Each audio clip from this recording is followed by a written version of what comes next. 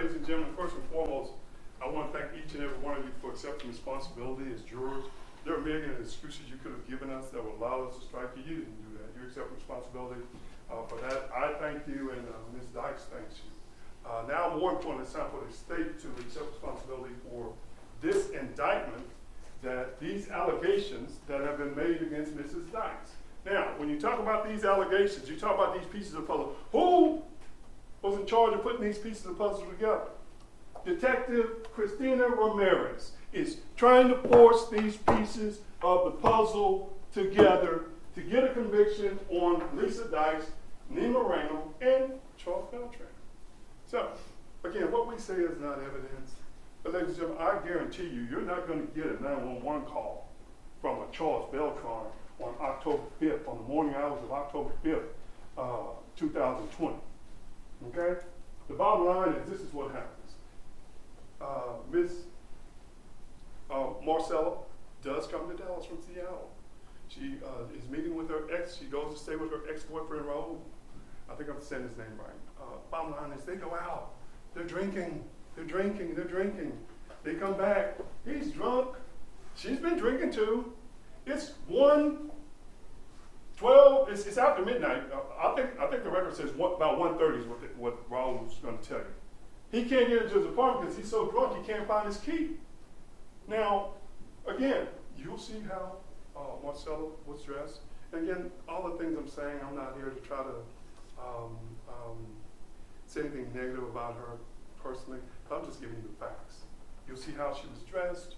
I believe if Raul tells you the truth, he's going to talk about the fact that there was drug use, that she used drugs during this period of time. In fact, not only was she drinking, he's going to, I believe, say that she was using Percocet. I believe if Charles Beltran tells you the truth, the way she met him is she goes, I think she takes an Uber back to Deep Ellum. This little lady, 1:30 in the morning, goes back to Deep Ellum. All right? Because, again, yeah, she's here for fun. She's not trying to just sleep on a cold porch waiting for Raul's roommate to come and let them in. She takes a Uber back to Deep Ellum. When she gets there, looking for fun, she runs into Charles Beltran and one of his friends that I anticipate you're going to hear from. And she's looking for weed.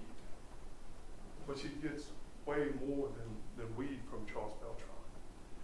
We know this because what happens is you're going to actually see a video of her and Charles Beltran entering a 7-Eleven in that Deep Ellum area. That's how we know that he was the last person seen with her. Okay.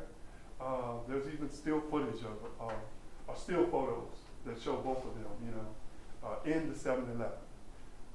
They leave the 7-Eleven, and Charles Beltran, when he's telling the numerous stories that he tells the detectives, that he tells law enforcement, that he tells numerous friends about his contact with Marisela's.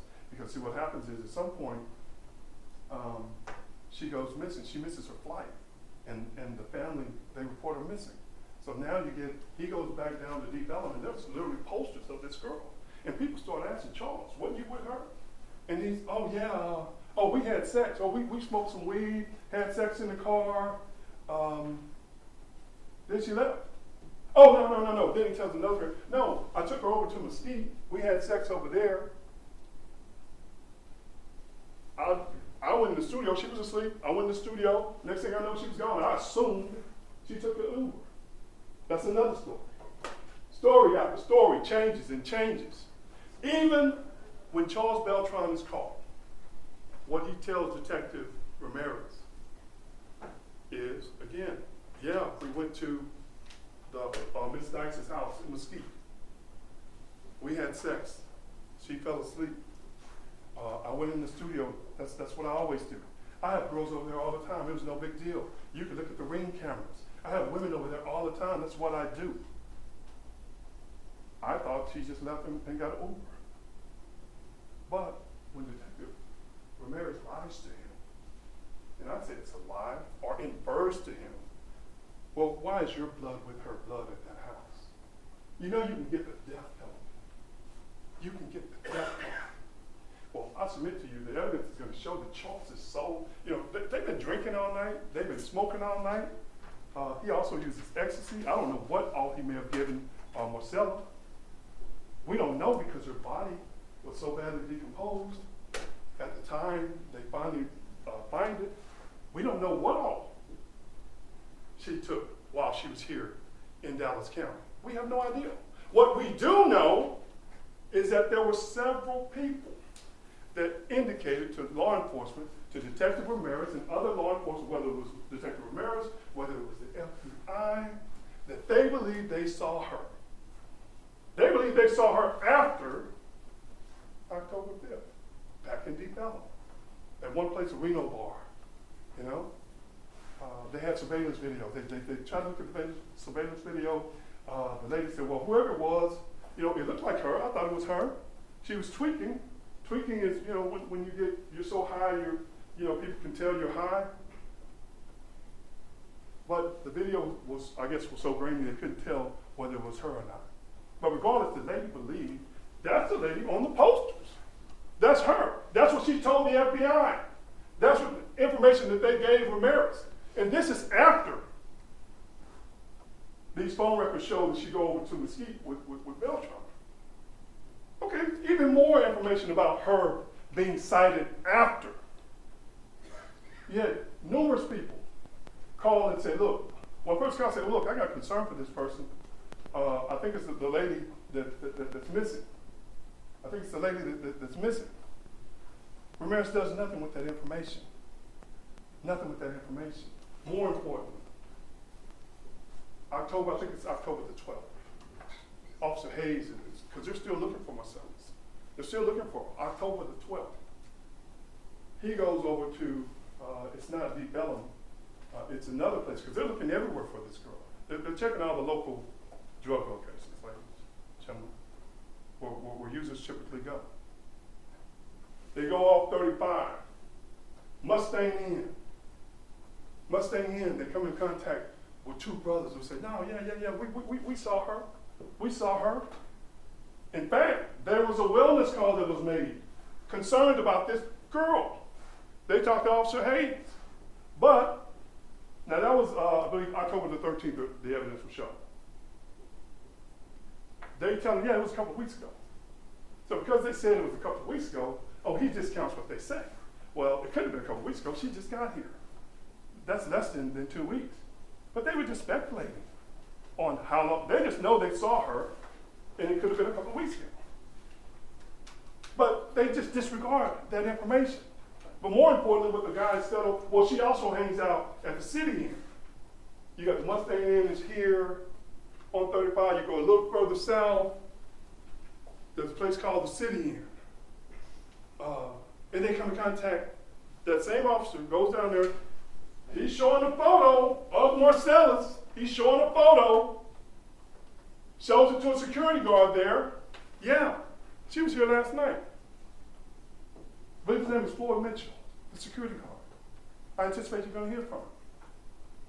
What you're not going to see is you won't see the body cam footage from that interview that Officer Hayes had with Mr. Mitchell.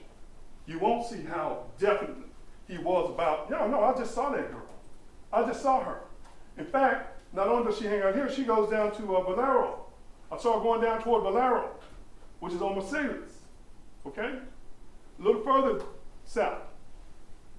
They go to Valero, ask them, have y'all seen her? Have any of y'all seen her? They say, no, we haven't seen her. But what they don't do, because it's not a puzzle piece they need, it doesn't fit their theory of the case. Valero has videos. They didn't check the videos. Detective Ramirez said go back over there and check the videos to see if there's any sighting of Marcellus. There's also a shell station that they talk about that's further up north on 35, over by the Mustang Inn, where they say they saw Marcellus. They don't follow up with any of that because that piece of the puzzle don't fit their theory of the case, her theory of the case. Because this is her case. This is her case. Detective Ramirez is the one who's going from state to state, city to city, collecting pieces of the puzzle to try to prove that Ms. Dykes stabbed Marisela. Now, I believe the evidence is going to show Mrs. Dykes is going to tell you she's never met Marisela. She's never met this young lady. And she could care less about the women that Charles was having at that house. He was a rapper that she was investing in. Yes, was there some twisted, what do you call it, love triangle between the, yes, yes. But you're talking about Chuck Gorgeous. That's what he calls himself, Chuck Gorgeous. Because of the way he, he manipulates women, womanizes women. It's all in his, he's a rapper. I don't know, I'm going to try to let you listen to some of his lyrics. I want you to hear how he feels about women. I hope I can show you some of his videos. How he feels about women. Who this guy is. He calls himself Chuck 50-50. Half amazing, half crazy. She knew both sides. She knew both sides. And unfortunately for Marisela, the evidence is going to show she found out about the crazy side. Now, at the end of the day, we're going to argue, we're going to talk about whether the puzzles fit and whether the pieces of the puzzles fit, whether this evidence all adds up to a murder conviction. I submit to you that it does not, because in order for you to believe that this death was caused by stabbing, like Chuck said, you're going to have to believe Chuck. Because I submit to you, the physical evidence that I believe they're going to present is not consistent with his version of the case. Regardless of the fact that he's lied numerous times, it's not consistent with his version of the case. Because it didn't happen the way I don't know what happened to Marisela. Ms. Dykes doesn't know what happened. She's going to tell you she doesn't know what happens to Marisela. Has she been to Wilma? Absolutely, she's been to Wilma. Was she in Wilma during that time period? Sure, she's been to Wilma numerous times. That doesn't mean she killed Marisela. I believe the evidence is going to show that even though they're going to say that, whoa, we got Nina Morano and Lisa Dykes' phones in the Wilma area where Marisela's phone, it's hanging off the same tower where Marisela's body is found. There's not going to be one shred of evidence that's going to prove to you beyond a reasonable doubt that on October the 5th of 2020, Marisela's body is even in Wilma. They don't know when that body got there. They don't have one witness to support when. All they know is months later, they find her bones. No hair to test, to determine whether or not, what all substances, did she have a overdose? I mean, what happened? If she's tweaking, there are numerous different side effects of tweaking, seizures, blood, your nose bleeds, many things can happen. And before my time runs out, let me also make sure I cover this part. Listen, ladies, the reason I'm talking about Christina Ramirez, Detective Ramirez, is because this all starts with an arrest warrant. That arrest warrant concludes or has probable cause, what she believed was probable cause to present to a judge so that she could arrest Ms. Dykes, Ms. Morano, and Mr. Beltran.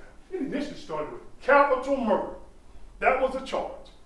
Detective Ramirez said, oh, we got evidence for capital murder. Not only do I have all of them together in Mesquite, which is, again, kind of playing with it. We are telling you we lived there. Those phones, yes, say that they all were at Mesquite on October the 5th, the early morning hours, but that doesn't mean that they were communicating together. It just means that they're all bounced off the same tower. But, that's what she kind of refers to a judge. They're together. We know they were together. Then they further say in the affidavits that we find hair samples that we believe are consistent with Marisela's in the trunk of an Audi that Charles was driving. And I want to talk about this Audi and how he lies about first he says he leaves in he tells them so many stories, it's hard for me to keep up with it all. But I believe his first story was he left into Tucson. But then we know he left in the Audi where they're saying they found his hair because he stops at a oil change place at 9. So he wants you to believe our witness is horrific murder in the early morning hours, whatever, right? And then, you know, I stop and do an oil change at 9 o'clock on October 5th. They got the records. If they don't submit them, I will. Now, more importantly, in this affidavit which leads to an arrest, which leads to search warrants, they lie about Marisela's blood being found with Chuck's blood. When I say Chuck, I'm referring to Charles Beltran. Oh, okay, let me rephrase that. They don't, she said it appears, we believe that the blood that's found with Marisela's belongs to Lisa Dykes and Nina Moreno and Chuck Beltran. The blood that's found in that house, their blood is found together. That's how she gets this arrest warrant. All that blood is supposed to be found together. They use words like it appears, we believe, but they're still telling a judge, they're referring to a judge, that all these people were together and we find her blood, all their blood together. That's what they're telling them to get this arrest warrant. Then subsequent to that, they say that the Nina and Lisa's phones are found in a dense area where the body is later found. That's what the evidence is going to show, ladies and gentlemen. Again, all that was speculation. And we'll argue more about, you know, where their phones actually go to and when. But more importantly, I want you to know that when Swifts, who does our forensics, does the DNA, yeah, there is blood belonging to Marisela's, but it's not with, it doesn't belong to Chuck, it doesn't belong to Lisa, it doesn't belong to Nina, it belongs to another female and another male. Because again, it wasn't unusual for Chuck to bring people over to that house, over to his room, whether it's in his studio or whatever it is, okay? It wasn't unusual, and we're gonna talk to him about that. So I don't know who all he brought over there with him. I don't know why their blood is mixed with Marisela's blood, but it is. That's the facts. Those are the facts. So we don't know, again, how she died. We don't know who caused her murder. In order for you to believe that, again, you have to believe Chuck. And what I submit to you is, based on the physical evidence, the little blood that they found, it's not going to be consistent, or it won't corroborate his version. Because it didn't happen the way he said it happened. Numerous people know that Marisela's was seen after going over to Mesquite. Oh, all this running stuff. Let me talk about this. I want to also make sure, because I believe you're going to hear about Santa Marta. You know, Chuck, I think the detective, because of his record, which you're going to learn about his record. Thank you, Judge. You're going to learn about his record. He's going to say, well, I didn't believe, because of my record, I didn't believe anybody would believe me, that I didn't have anything to do with it, that I wasn't the one that killed her. The detective said, yeah, they're going to think you're a monster. They're probably going to believe you're a monster because you're the one with a violent history. You're the womanizer. You're the one that's the monster. No one's going to believe you. That's what he thought. And why would you? Why would you? When you see they're going to bring him in here, I'm going to show you how they looked back then. I'm going to show you what Miss Marisela ran into down in Deep Ellum. Now, the bottom line is, I believe that Lisa's going to tell you that they went to Cambodia just because they felt that Detective Ramirez was persecuting them. They felt like the government was persecuting them. Yeah, we got to go somewhere where we can try to be political refugees, where we can try to get a fair trial, because we're not getting a fair shake here in America. So yeah, they go to Cambodia. and then they're extradited back. Yeah, they're guilty of that. But as far as evidence that corroborates the indictment in this case, that on October the 4th or October the 5th, that Lisa Dykes stabbed, and again, don't let him try to minimize what he said, because you're going to see, anyway, you're just going to see so many different versions of what he said. But he's saying that he stabbed him. He knocks him off the bed onto the floor. The evidence in that room is not consistent with someone having stab wounds, getting onto the floor. It's not consistent with someone stabbing someone. Ladies and gentlemen, when you listen to all the evidence in this case, when you've heard all the witnesses, we believe the law will dictate that you find Ms. Dykes not guilty. Not because that's what I want you to do, or what Ms. Dykes wants you to do, or Ms. Baston, but because that's what the law is going to dictate that you do. Because Charles Beltran cannot be trusted. And there is not evidence to corroborate what he says. I don't know if Charles killed Ms. Valadez. I don't know what happened to Ms. Valadez. Whether she died of overdose or what. What I do know is that they will not be able to prove to you that Ms. Dykes committed this offense because she didn't. And at the conclusion, we're going to ask that you find her not guilty because she is not guilty.